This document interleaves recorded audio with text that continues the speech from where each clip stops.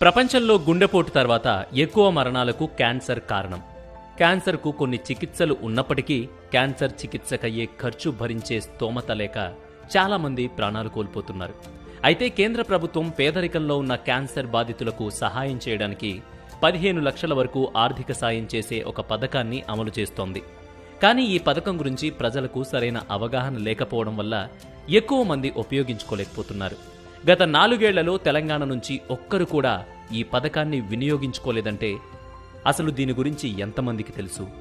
ఆంధ్రప్రదేశ్ నుంచి 97 మంది బాధితులు మాత్రమే ఈ పథకాన్ని వినియోగించుకున్నారని కేంద్ర ప్రభుత్వం వెల్లడించింది. ఆర్థిక పరిస్థితుల వల్ల క్యాన్సర్ చికిత్స చేయించుకోలేని వారికి ఆర్థిక సాయం అందించాలనే ఉద్దేశంతో కేంద్ర ప్రభుత్వం 2009లో health ministers cancer patient fund అనే పథకాన్ని ప్రవేశపెట్టింది. కేంద్ర ప్రభుత్వ ఆరోగ్య, కుటుంబ సంక్షేమ మంత్రిత్వ శాఖ పర్యవేక్షణలో ఈ పథకం అమలు చేస్తున్నారు.